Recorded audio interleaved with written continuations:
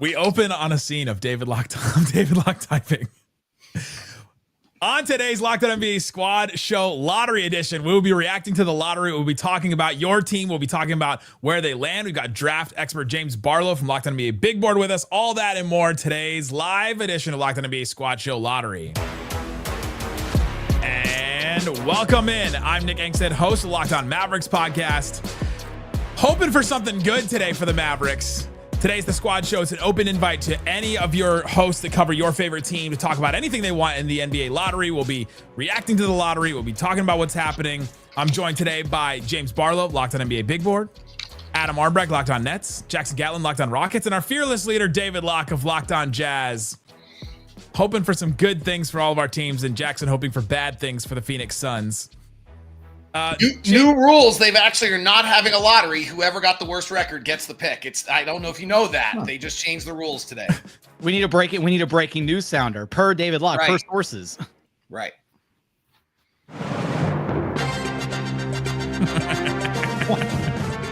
Nick coming in clutch with the breaking news sounder. News with it.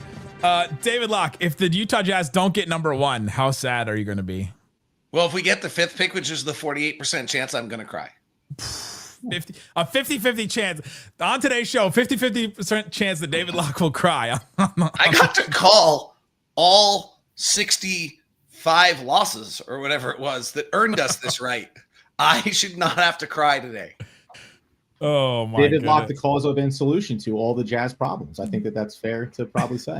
And I have my Ron Boone good luck shirt on from Ron Boone when he played for the Utah Stars. Ron Boone played 1,041 straight games. He did not fake it like AC Green or Mikal Bridges. He actually played every single one of those games. He's never missed a practice. He's never missed a broadcast. I feel like if there's anybody who deserves to see Cooper Flagg at 78 years old and still bringing it, it's Ron Boone. So I have the good luck Ron Boone in Duke blue, just pointing that out. We're ready.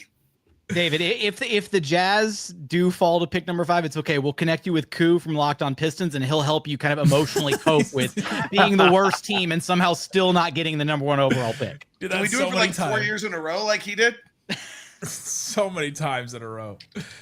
Oh man, we're joined by Sean Woodley, Locked On Raptors. Sean Woodley, how you feeling about Canada getting some luck today? I feel like it's in the cards. I feel like we deserve it. It's been a rough go here of late with you guys being all mean and stuff. I feel like why not send the best prospect in a decade coming out of college north of the border to a place that will actually give him healthcare and stuff. Yeah, let's do it, baby. Let's do geopolitics on the Squad Show. Don't worry about it, Sean. We're only mean for like 2 weeks, and then we back off. Yeah. You're very, very compelling bullies. Yeah. That's a good place to start with James Barlow, though. James, is Cooper Flagg the best prospect coming out of college in a decade? Yes. Well, he's the best prospect since Zion, since Anthony Davis. So, yes, basically. No, 2012, right? Yeah. So, I guess you could say it. I mean, he checks the box. He plays hard. He plays defense. He's unselfish. The shooting got better as the season progressed. He was an amazing talent, and he surpassed the hype somehow. So, unfortunately, somebody's going to cry on this podcast, or the fan base is going to cry. So. Who deserves Cooper Flagg the most from anybody? Not the Spurs. Okay. I don't think anyone. Not the Spurs. That's my answer to that question. You don't want to see it, David. You don't want to see the Victor Wembanyama Cooper Flagg dynasty for the next 10 plus years. How many years? 10 plus. Oh man, no. I mean, look. Don't get me wrong. I don't want to see it either. The West doesn't need that. Right down the street. 6.7% chance the Spurs get the number 1 pick. As much as I'd be thrilled say the Brooklyn Nets messed up their own chances to have the number 1 overall pick once they traded back to get control of their picks and then proceeded to win too many games. But I still think the Brooklyn Nets are deserving, right? I mean, they're technically a major market team, and they need it. They need the boost.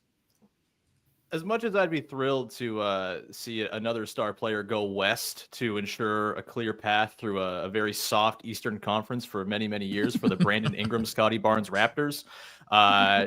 Look, Deserve's got nothing to do with it. All these teams stink. They're where they are for a reason. This Whoa, is whoa. Except, okay, we're here because we made savvy trades, okay?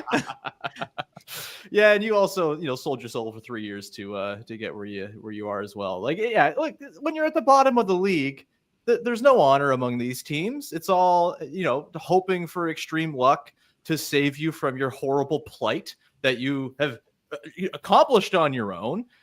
All of these teams, you could talk yourself into any of these teams having some sort of ethical case for it, but really not really. Like, I could get on here and say the Raptors with their 7th worst record and their 30 wins, hitting the Vegas over by 1, actually deserve to be rewarded here for not throwing away the back part of their season whilst innovating in new ways to tank. Wait, who didn't throw away the back part of their season? Here's the thing: they played their main guys. They got them some for run, like 15 minutes. Time minutes for their most important young players to foster. Didn't we do this on a squad show? Didn't we have this argument? You were I yourself. was like making a bold statement saying Sean Woodley is the biggest proponent in the world of ethical tanking. That's what he calls it, ethical tanking. You're damn right, man. Look, the Raptors back in 2021, they were handed this. I just want to make sure that everyone knows that the starting lineup against the Dallas Mavericks in the second to last game by the Toronto Raptors. I was sitting courtside for that game. You decide vodka, author, or NBA player. Like which Jonathan Mogbo. It's Mobo, thank you very much. A beautiful multi-positional defender. We player would be a good vodka name, though. Okay, vodka, author, or Raptor player. Jameson Battle. No, it's a real player. Author, I think. Real player, but Jameson is a whiskey. real Shed. Player. Location? Houston legend. Shed is a verb. Look, here's the thing. That lineup was terrible. But I get tanking at the end of a season, though. The Mavs have done that very recently. Everybody's doing it. You got to play ball. But when it's the start of March and everyone else is rolling out their bad players for the entire 48-minute stretches, look, Larry Markkinen, he's so hurt he can't play at all down the stretch. He couldn't possibly play in more than 45 games. No. Like the Raptors played their dudes, and then again, in crunch time moments where you're getting development done, you're playing these hard minutes against the Chicago Bulls and the Orlando Magic and the Charlotte Hornets B team. Those are hard minutes. Jamal Shed, crunch time minutes. These are valuable developmental reps, and the Raptors are going to be better for it, baby. Didn't you trade for Brandon Ingram? And how many games did he play for you?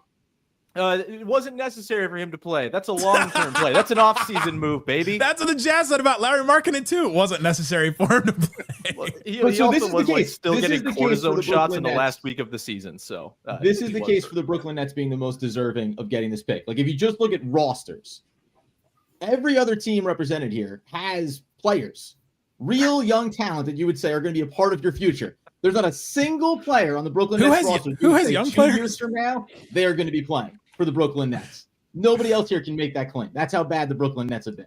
All right. The Nets. Wait.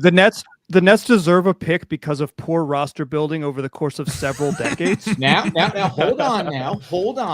Also, this is Cam Thomas erasure. Okay, I will not stand for it. I'm glad Mike's here because the Blazers are the actual answer here. The Blazers won more games than they quote unquote should have. They have a bunch of cool young guys that would be tied together beautifully by a star player to kind of lead them into the future. If it's not the Raptors, I hope it's the Blazers. They have themselves an ethical tanking season. Sean approved ethics on this tank for them. Can somebody? That's not a good thing, Mike. I know you just joined in, but Sean's those are bad ethics. Those are bad ethics. Can somebody explain? And I gotta give a little plug in for my son's college. The Williams College brilliance of Raphael of the Houston Rockets general manager, who somehow has Jackson Gatlin in this conversation in the first place. Like, how did you get here, Rocket guy? Like, how did you end up fleecing everyone to be in this conversation? You bank on the demise of a Kevin Durant-led team for the second time in a row, because you banked on the demise of the Brooklyn Nets, and then they imploded spectacularly. And then you did it a second time because you're like, hey, The Nets have all those juicy Suns picks, and they want their own picks back so that they can not ethically tank, but egregiously tank. And then they somehow didn't even do that. And that's how the Rockets are sitting here. It's fantastic. And that's why the Nets deserve the pick. Look at how inept they've been. I don't think we understand how the word deserve works here. Listen, there's not even a guarantee that the Brooklyn Nets take Cooper Flagg if they get the first overall pick. They might pass. They might pass on him. We don't know for sure. That's why you have to take the chance here. Who's this year's Marvin Bagley? That's what I want to know. James, who is this year's Marvin Bagley? Whoever the Kings take, probably. Look, I'm in Chicago. I don't want to speak that Marvin Bagley life with anybody that I might see tomorrow in person. So, he said he's not going to put that evil on anybody. Oh, man. I'm not going to speak that because somebody's parent might actually see me. So you have to get that information in 2 years when we know who this year's Marvin Bagley is. I can't do that right now. I'm not close to home, so. Oh my gosh! Speaking of the Rockets, somebody in the chat and the Locked On Mavs chat wants to know where Locked On Suns is right now. Probably crying in a corner somewhere that they don't have their pick. Speaking of bad choices in life. That is tough. Ben will not stop messaging me about Kevin Durant trade scenarios. He just keeps blowing up my phone every other day about KD trade scenarios. As soon as the Mavs got eliminated, he did the same thing to me too about the Mavs. So is Matt Ishbia the most deserving of his team winning the lottery tonight, just because of what it means and where the pick goes? Is this a Matt Ishbia deserved lottery? Yeah, exactly. The payment that comes due for new owner syndrome. I think that's fair. I think fans want Matt Ishbia until they get him. So, like, I don't know about deserve. Like, you want an owner that spends and blah blah blah blah blah.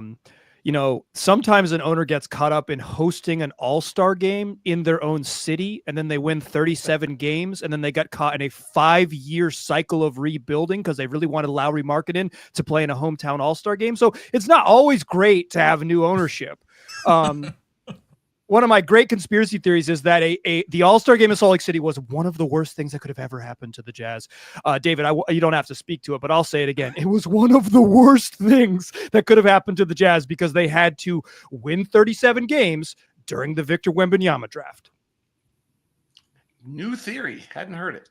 Yeah, there you go. But I think, like, deserving in terms of ownership, I don't know. You don't want to root for any of these people. Yeah, none of them deserve it. Yeah. I mean, guys, the Mavs have been through a lot. That's true. Boy, here's a problem. Here comes a problem. The Dallas Mavericks enter the fray.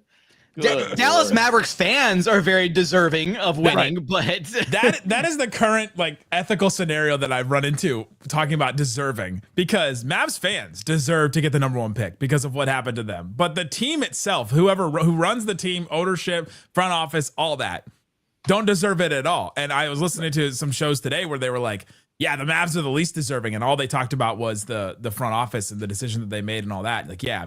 Can't give them another young generational talent because can Mark Cuban buy back the team? That's the real question mark.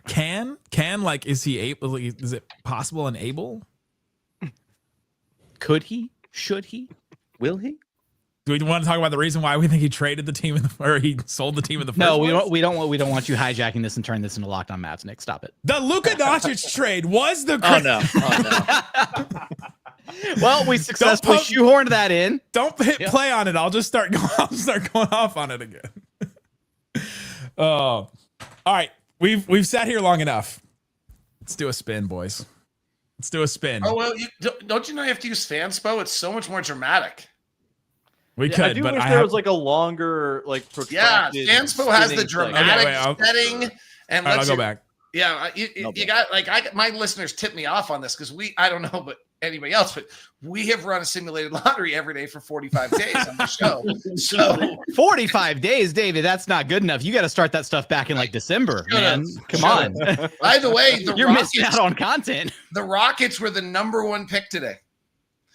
Jackson, if you get the #1 pick, who do you want? Cooper Flagg or Giannis? Why not both? You can get both. You could get both. You could, but okay. You got to trade on that. I'm just putting that disclaimer, and that's not greedy or whatever. The Rockets have a very enticing trade package for Giannis right now without including the number 1 overall pick or Cooper Flagg or any variation of that. So they could have both. Are you including Amen Thompson in this though? Like if you're not dealing Thompson, about like teams that don't get the number 1, teams that get 2, 3, 4, 5, right? As you work down the lottery, the Giannis conversation I think does become even more fascinating. Like I think most franchises are going to say, "Hey, give me Cooper Flagg, new cornerstone, all that." But depending on where you fall and how your board is stacked up, you can be sitting there at 4, 5, and 6 having a real conversation, picking up the phone around a player like that. Where James Barlow, where are the dividing lines in this draft? Make sure you go to dynamic setting, Nick, because it slows it down. Trust me, I'm an expert with this set. James Barlow, where are the dividing lines? 1, right? There's a big gap between 1 and 2, right? 1 and 2. Yeah. And then there's a gap between 2 and 3. Yeah. And then depending on who you ask, there's a gap between 3 and 5, but realistically it could be 3 and 7. And that's when you're trying to figure out, okay, do I like this guy? Do I like what he does to my team, what he could do for my team? Is he somebody I could build around? But also, you got to think next year's draft is supposed to be better than this one. So, okay, this guy, we can play him a lot, and he can still put us in position to be in a spot to land a top 3 pick for next year. So this is going to be really interesting to see how this works. Let's jump it in from Locked On Sixers. The Brooklyn Nets being, 50% chance to pick 7th or 8th, right in that sweet spot where the gap really finishes off, and then you're sitting there whether or not. That's where you don't want to be, 7th or 8th. 100%. Jumping in from Locked On Sixers, Kayla Santiago. Kayla, do the Sixers deserve the number 1 pick this year? We were just talking about who deserves it the most. You know what's funny? Looking at the Sixers team, I would love to say absolutely, but I really don't think so. I mean, this is a team that did something that they were supposed to do finally throughout the season. The only thing they did good this year was tank. They weren't supposed to be this bad of a team. So, yes, I would love it. I would love to have Cooper Flagg in Philadelphia, but no, I don't necessarily think they deserve it. But I'm nervous we're going to end up because they need to end up in that top 6 or 8. Yeah. This is the first host to say that their team doesn't deserve it. I know. It's crazy. I think nobody deserves it. Wait, can we go on the 2 things that we don't want to have happen today, at least from my opinion? I mean, 1, we don't want San Antonio to get another number 1 pick. Like agree across the board. We agree, right? Number 2 is, please, Philadelphia, don't screw this up and give Oklahoma City another top 10. Yeah. Oof. Yeah, that's what I'm worried about too. Like for some reason, this is just going to end up not the way that we need it to end up. And the 76ers are going to be even worse than they were this past season. So it could be a dumpster fire in Philadelphia. But hold on, though, I David. think OKC like getting this pick doesn't scare me that much because it's just another pick that they can choose not to trade for the obvious upgrades they badly need at the trade deadline. So, or it's going to be the pick that they flip for Giannis. So that's problematic. San Antonio, depending on where the ping pong balls fall, they can get Giannis because they have the trade package to do it. So I don't know if you want them to have Cooper Flagg or do you want them to have a trade package for Giannis. He wants a state with no income tax. All right, I figured it out. Meteor instead of that. That sounds like the end of the world. Pick the meteor. All right, I figured it out. I hit dramatic, David. I've got all this. I've got all the settings right. Yep. All right. This is a good setup. Simulating the lottery. Starting with the Spurs at 14. Hawks. The Mavs at 12. So the Mavs moved down. Oh, Chicago went up. Oh, Portland in the top 4. Wow. Houston is at 10. Suns traded top 10 pick. Spurs. Philadelphia Raptors down. keeps their pick. Yep. Ooh. Oh, Philadelphia goes in. Uh-oh. Ooh. Oh, Wizards down. Oh, tough stuff. Chicago gets 4. Come on. Okay, I like Philly that. at 3. Uh-oh. Come on. Oh. Wow. Shout out. Locked on Hornets, Doug Branson. Doug Branson deserves I it. had this already. Cooper Flagg jersey right here, baby. Loving the painter's tape. James, if this happens, Charlotte gets Cooper Flagg. How do you feel about that team? They'll be exciting. They need some more adults and they need some health. But Cooper Flagg is going to be fine everywhere. But in Charlotte, I think you start to see them on TV more. Maybe that helps LaMelo decide to play some winning basketball. But I kind of don't like him in Charlotte, though. I'd rather him go to Utah and start new than for him to end up in Charlotte. They got some stuff they got to work out still. David, if the Utah Jazz get 2, was this whole season worth it? Yeah, I think I actually think Ace Bailey's really interesting. I want to see what he measures here at the combine. That's like a big conversation. I think everybody in the world thinks that Dylan Harper's 2, and Dylan Harper is really, really good. So I think that's but I actually would also say, like, I have a little bit of me watching Ace Bailey that's not entirely. I wouldn't shut the door. I would really investigate that. Let me just put it that way. James may think I'm nuts on that. I think most people do, but there's something about if he's really 6'10". I like 6'10" an awful lot. Well, so he measured at 6'7" today barefoot. So the 6'10", unless he's playing in some platforms, I don't think he's gonna get to 6'10". But at 6'8", he's still who he is. So will they take him at 2 though? I don't know. I think they like Dylan Harper a little bit more, especially considering your point guard situation last year. Well, we're not drafting for position at this point. We're taking talent, baby. Drafting from position of need never works out unless you pick Derek Lively. And we don't have need. We have needs. Yeah, the team is best player all available. needs. Isaac Harris, Locked On Mavs. Let's do this. Is this the first time the Mavs ever jump up in the lottery ever in the history of the Dallas Mavericks? God, we need it. If there's ever a time to just rig this thing for a fan base, not the front office, just for the fans, we need something. Yeah, Cooper Flagg will look pretty fun in Vegas. Isaac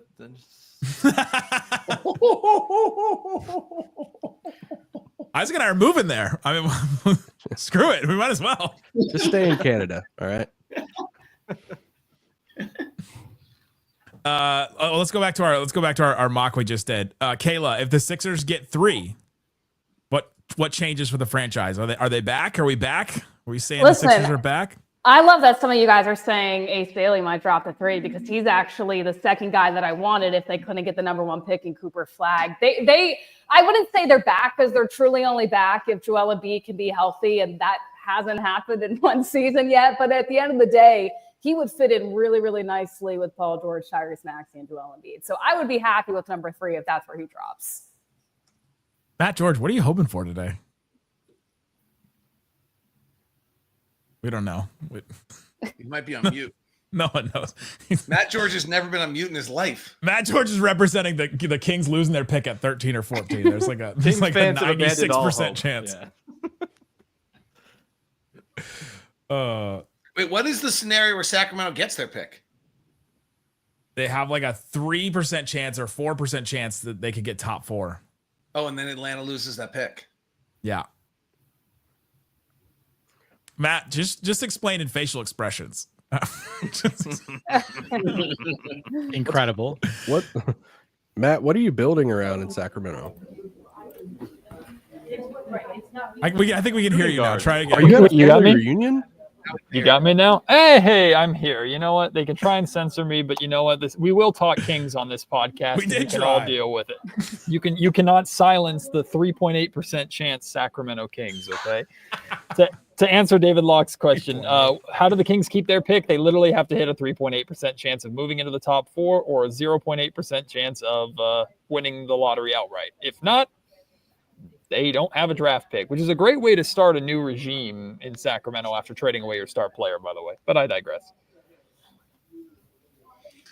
You know, when San Antonio trades for Giannis, it's Sacramento's fault, right? Because they didn't take enough from San Antonio on the De'Aaron Fox trade, and so San Antonio still has enough pieces left in their puzzle.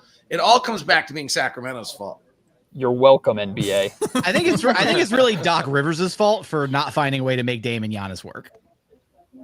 Just throwing that one out there. Doc Rivers straight, man. starting a sentence with it's Doc Rivers' fault that it could just be. It can relate to so many different things. Listen, we know over here in Philadelphia. I just gave plenty of different fan bases like PTSD from Doc Rivers. There we go. Pretty much.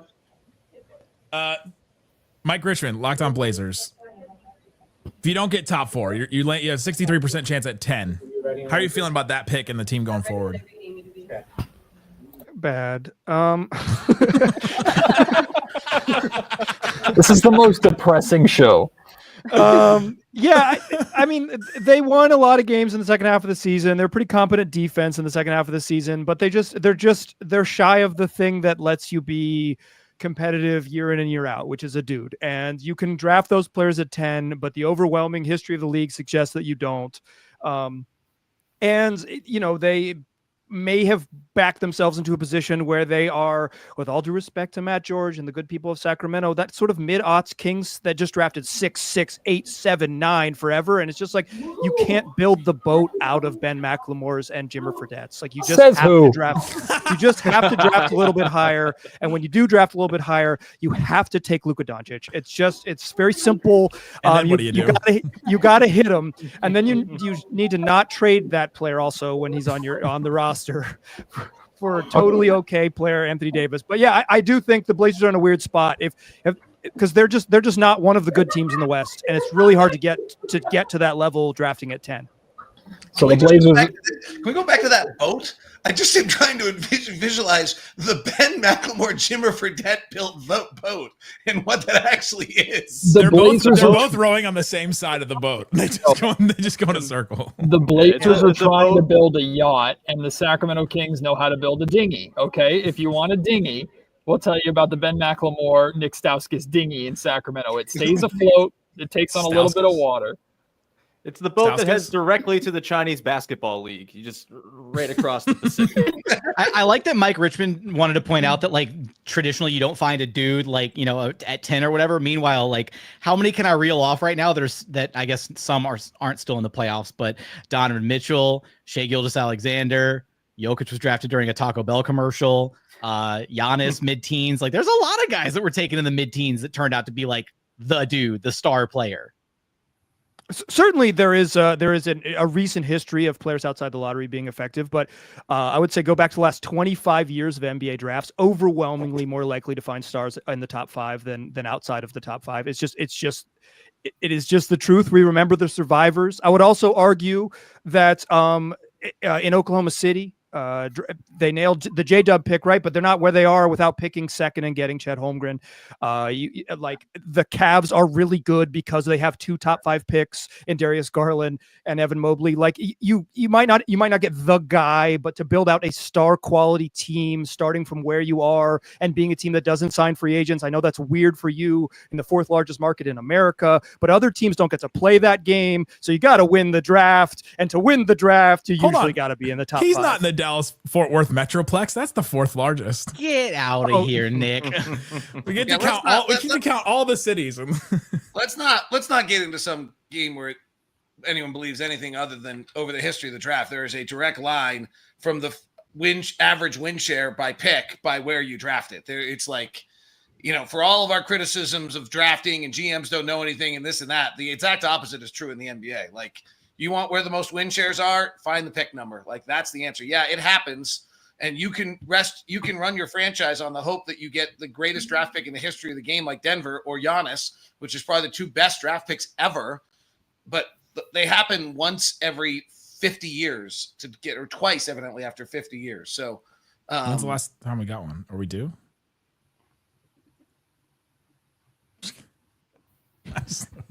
David Shea was 11th. Like, yeah, 11th. That's pretty. That was a pretty good one. Yeah. All right, let's do another one. Set to dramatic. Hold on. I have a question, boss. Okay, well, David, if y'all say the thing. Y'all landed one more thing. Yeah. If y'all land at 2, is it Danny Wolf or Knipple? Are you implying that there's a certain pattern of drafting by the Utah Jazz?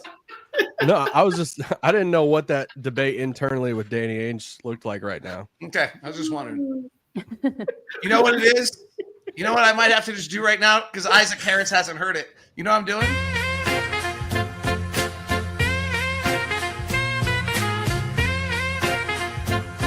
Make the beat go hard like Kendrick's, not like us. Yeah, I'm writing from the land where the mountains rise. Salt Lake dreams in the fans' wide eyes. Been grinding through the snow, no disguise. Now we staring at the sky, praying lottery aligns. Monday night, fate's about to speak. Give me that one spot, make this rebuild sleek. Copper flag prodigy, cold technique. White and gold jersey, future looking elite. Flag day, light it up like it's Broadway. Change the course of the franchise, my way or Yahweh. Jazz got soul, now we need that crown. Number one pick, bring the whole league down. Ain't talking tank, we've been teaching the youth. Kessler's a wall, Keontae the truth. But every symphony needs that spark to ignite. Flag with the brush stroke, paint the future bright. From Maine to the range, now we touching the sky. Coach Will got the vision, let the tempo fly. He a mismatch, slick pass, break glass, bang. Next Stockton to Malone, nah, he do his own. Flag day, calling it a crusade. Jazz notes rising like a church on parade. Draft night prayers, let the ping pong fall. Coop in a jersey, now we ballin' for all. So we manifesting blessings, no cap. I can't do another verse. I can't do another verse. Not as good as Double Down, by the way. Not as good as Double Down, but it's a close second. Is Karl Malone jersey still like a thing? Or? Well, they ask him why they had to replace Karl Malone with Post Malone. Let's do. Josh Giddey's like, can I get this traded? Was fun. Bye, guys. Let's do another spin. Set to dramatic. Hey, is Sean Woodley leaving because we did a Kendrick Lamar style show instead of a Drake thing there? Is that what happened? I still think it's funny. You That think that's neither of that was not in the realm of either, even remotely. And I want to just hop out my third floor window after having heard that. That is not what I want in my life. Carry on, do the thing. San Antonio at 8. We're on. Everything's on, right? Oh no! Yeah, Pelicans just moved down. Oh. Jazz down. Jazz the worst case scenario for the If Jazz. only we didn't play the damn song. There we go again. Wow, Brooklyn. It's destined. Brooklyn. Wow. It's because we played the song. That's what did it, David. The song legitimately Karma is real. 100% bad rap music, you get bad results. Liam McNeely, number 5. Here we go. James, if the Brooklyn Nets get Cooper Flagg, what happens to that team? Oh man, great things happen to that team. He doesn't have anybody to play with for a while because that roster is kind of ugly. But that's a great starting piece. And maybe you're still in a good spot for 2026. Actually, you should be, because then you got to trade Cam Thomas immediately because they had to pull his hamstring for him, so he would stop helping them win. Then you trade Cam Johnson, but if you're the Nets and you get Cooper Flagg, build a statue already for him because they need it very bad. The Sixers got 3. You're still feeling good. You're feeling good about Ace Bailey going to the Sixers, Kayla? Oh, I'm feeling great. I hope Daryl Morey makes sure that he picks the right pick, though. That's all I'm going to say, because he might look after maybe a backup for Joel Embiid at number 3. Everything can go wrong if they don't get number 1 because we're leaving it into the hands of Daryl, but I would love Ace Bailey at number 3. Jackson, how far have we fallen that Daryl Morey is now like this GM where we're like, oh my God, we have no idea what he's going to do here? Just a massive fall from grace. I mean, there was a point in time where I think Daryl Morey was widely considered like a top 5 GM, asset management, all that. And then I remember Sixers fans were just excited when he came on board originally. And now that is underwhelming. Heel turn. Kayla, we'll trade you. Oh, no. oh, no, I'm good. Although I will say, depending on what happens health-wise, you guys might be in a better situation than the 76ers next year. So maybe you're doing something right. Not very right, but a little bit better than Philadelphia. Depending on health-wise is the Dallas Mavericks Philadelphia Sixers story for like literally the next year, 2 years. Who do we have at the Jazz got 5. David, if your worst case scenario happens, who are you picking there? Let's say Edgecombe and Bailey are both gone. Trae Young. Ooh. Explain. He's not in the draft. I mean, I do wonder, like, if you get 5, is that how you play 5 instead of playing it as a draft pick? Oh. Do you Zion Definitely Williamson? a thing the Jazz should be doing in their current situation. Do you Trae Young? Do you go get a player instead? Yeah, when would the Jazz hit the gas? Like they seem to be a team that's like back in the lottery for at least this year and next, and thanks in large part to hosting an All-Star game in Salt Lake City. But but when would they hit the gas? Because I think that's a question for a lot of teams that are kind of in this range. It's like, when do you go from being okay to trying to be actually good? And if you get the 5th pick in this draft, James, what are you getting?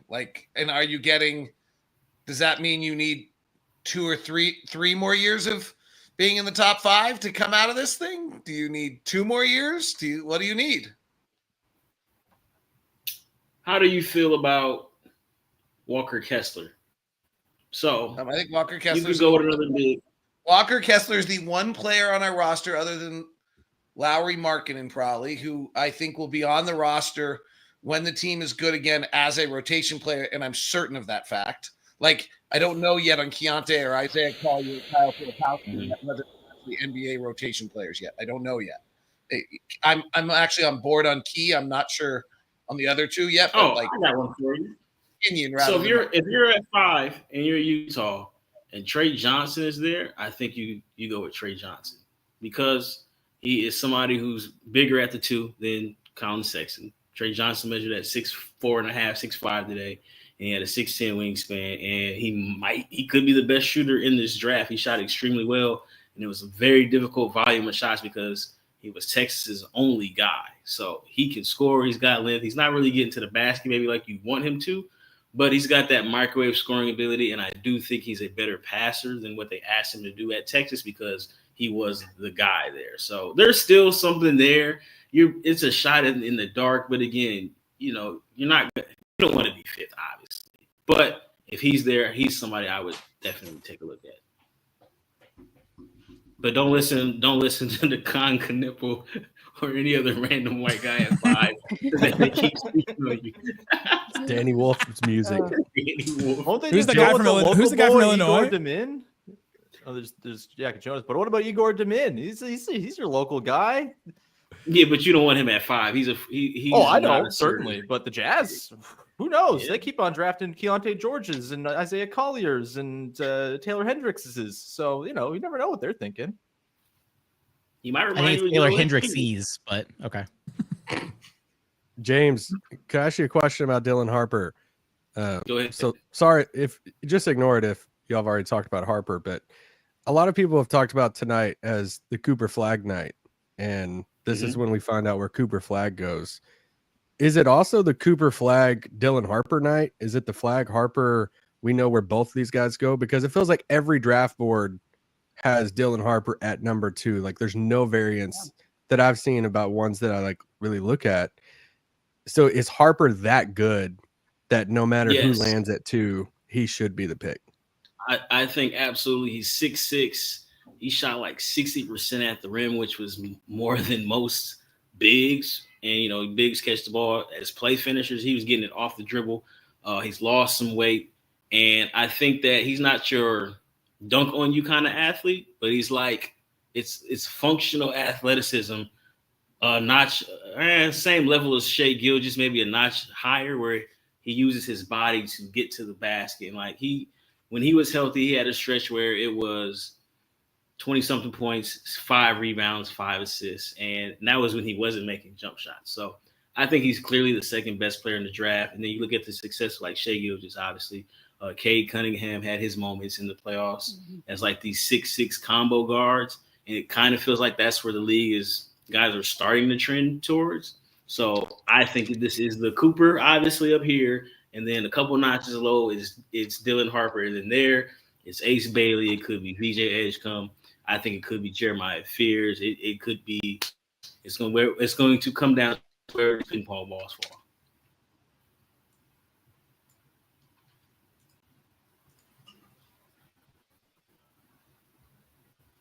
I shouldn't ask this question, but where does Cooper Flagg not want to go?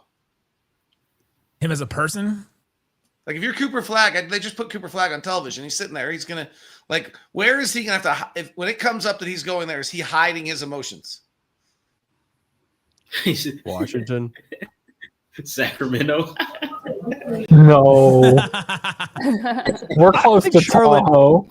I think Charlotte's pretty unexciting if you're an NBA player. They haven't won a playoff series since George W. Bush was in office. Like it's a long road.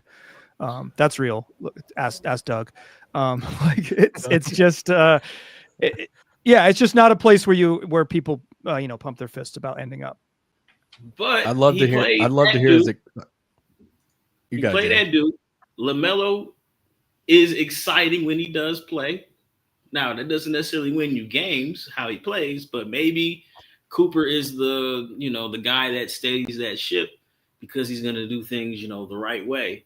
But, you got the built-in, ACC fan base. I mean, I guess you could say that's probably the worst spot for him, but it's still like, you know what? You got a point guard, an all-star level point guard when he is healthy.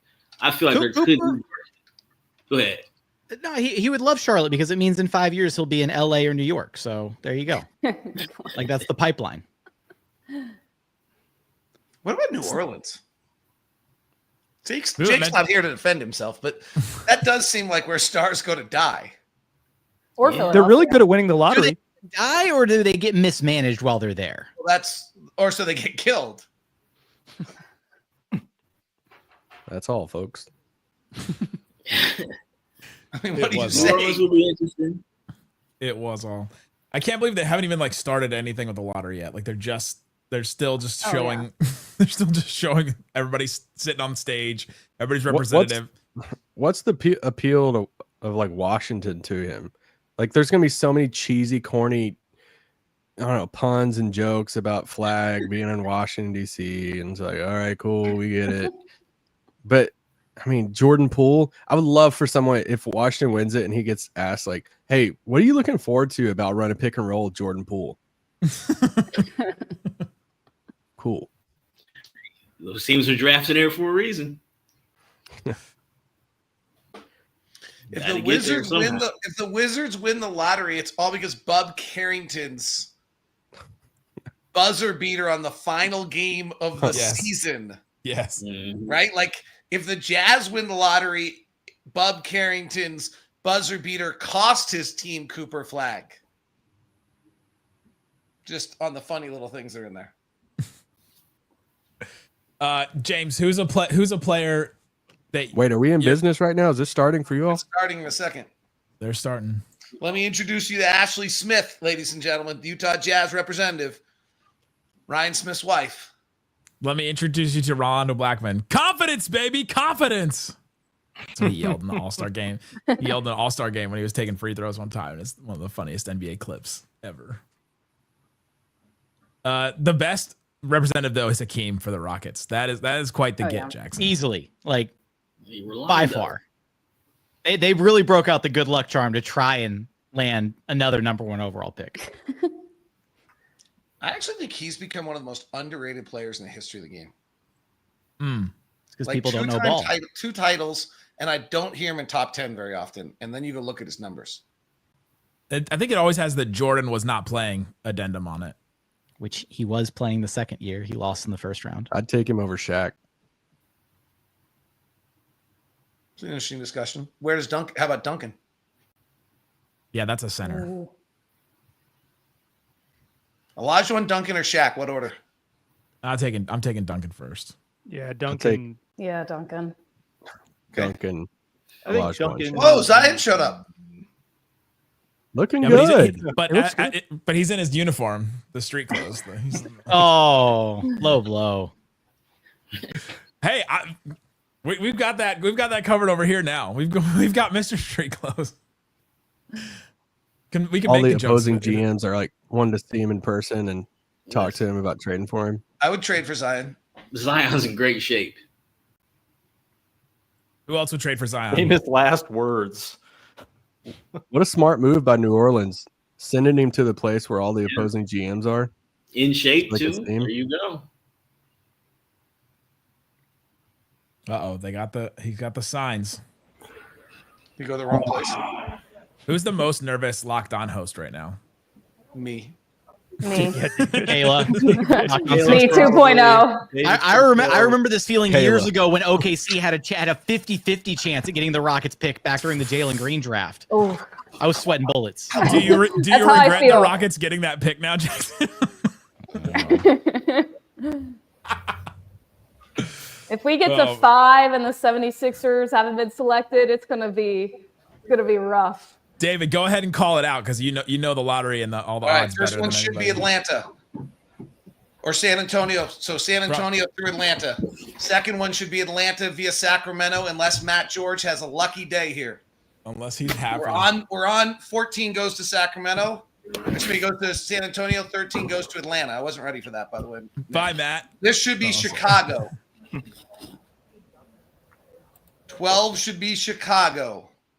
It is. 11 should be Dallas. Oh, this would be insane.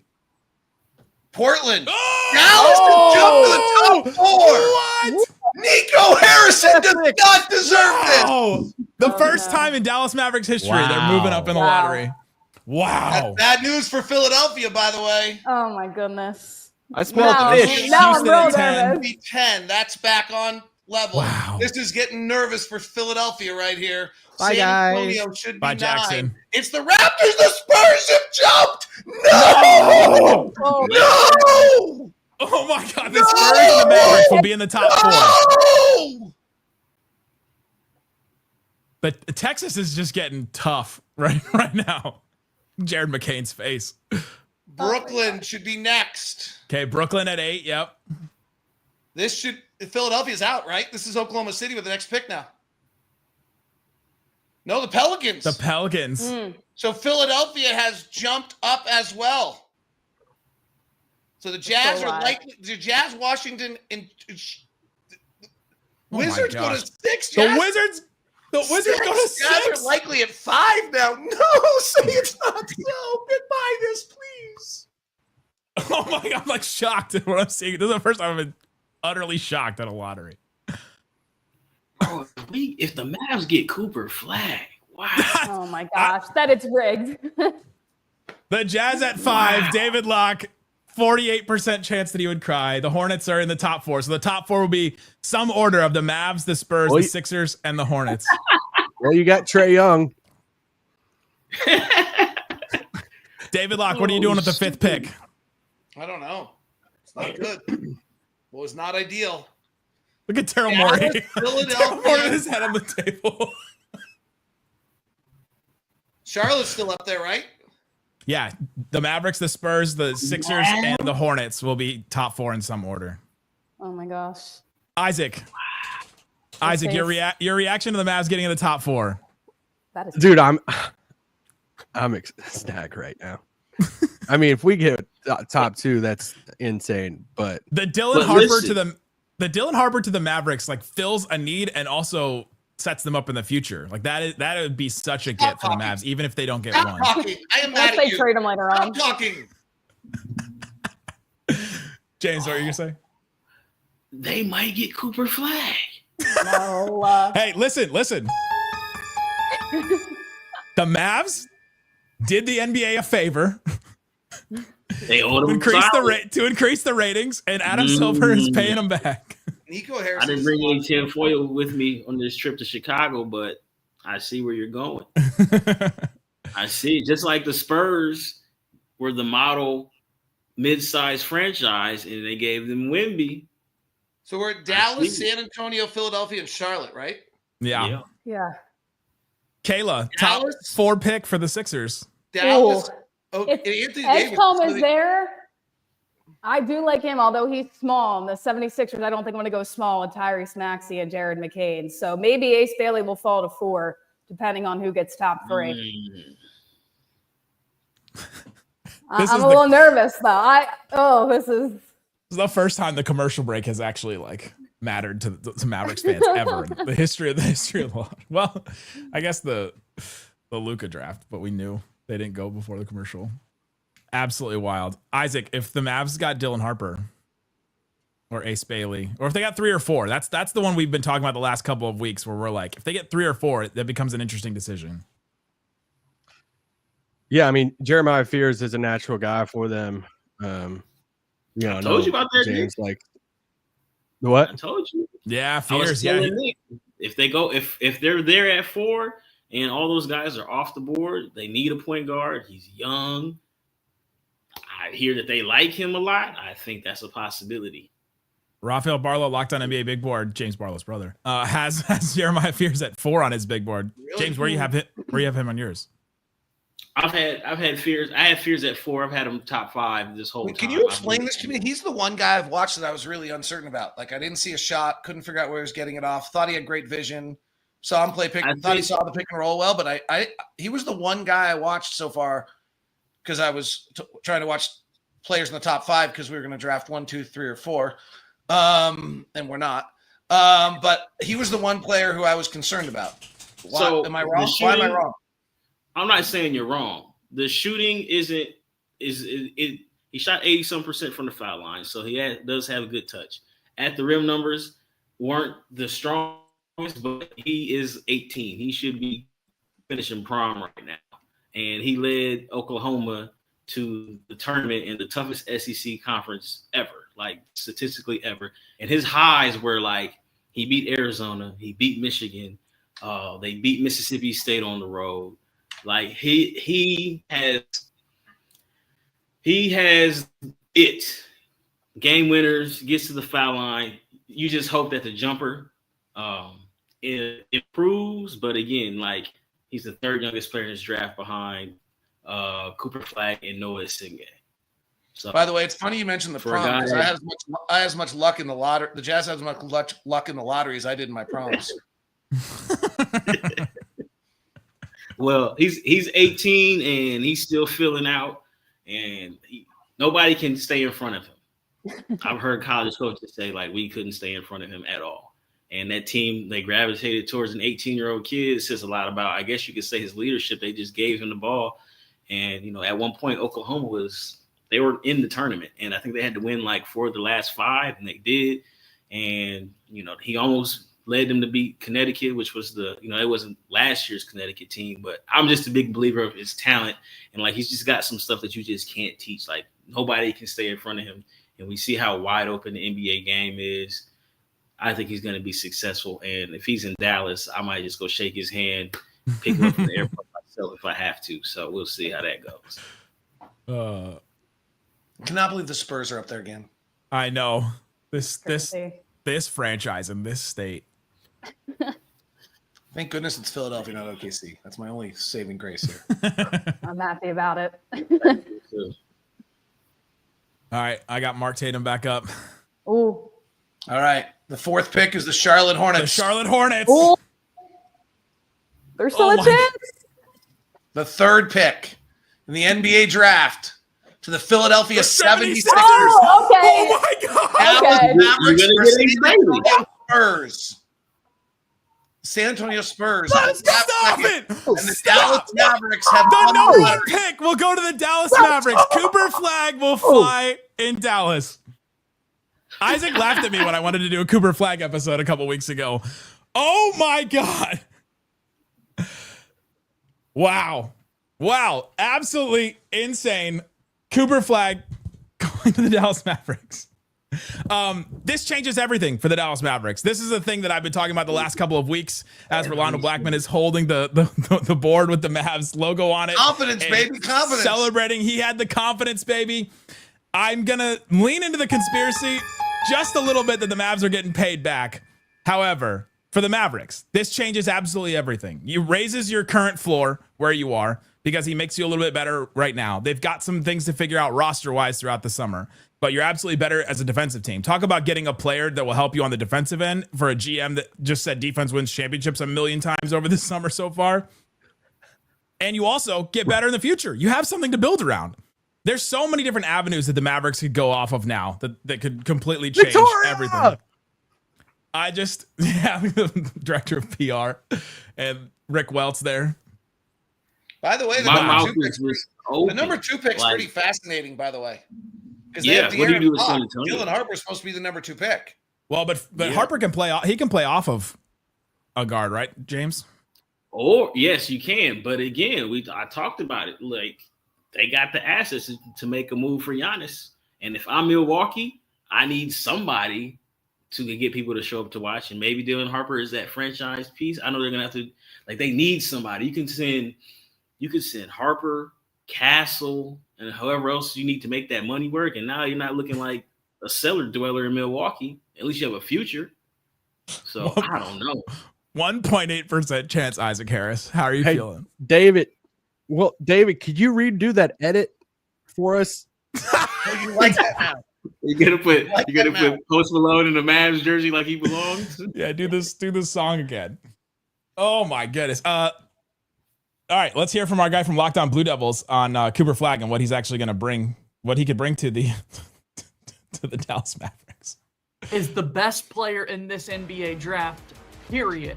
I'm JJ Jackson of Locked On Blue Devils, here to tell you why the hype is justified for this soon-to-be #1 pick in the draft. Cooper Flagg, great size, 6'9", over 200 pounds. Flagg can hold up physically down low while maintaining his perimeter fluidity. His jump shot is pure, especially from the mid-range, and his ability to both catch and shoot and isolate make him adaptable in all situations. His experience with Team USA last summer prior to the Paris Olympics, before he ever even played college basketball, was invaluable and had NBA personnel already salivating over what the pride of Maine was going to be. Flagg's motor is high and the defensive chops of a winner he's got, averaging a block and a half and a steal and a half per game while playing at Duke and leading them in every offensive category. Cooper Flagg is one of the rare prospects with automatic Hall of Fame potential. The only question is who's going to be lucky enough to draft him first overall. Cooper Flagg is the real deal. He is the main event. For more Duke basketball news and notes, make sure you check out Locked On Blue Devils. The answer to JJ's question is the Dallas Mavericks, Isaac Harris. Can't believe it. I can believe it, but I can't believe it. They did whatever they did to the ping pong balls. I mentioned yesterday on the show they should spray it with like a weighted paint or something like that to get the ping pong balls to go, and it seemed like it worked. Nick Angstead. Yes, David Locke. Yo, I'm going to ask the same question I asked you. Isaac Harris. Yes, David Yeah. Locke. Where the sun doesn't shine. I'll see you later. Wait, I couldn't hear him. He said where the sun doesn't shine.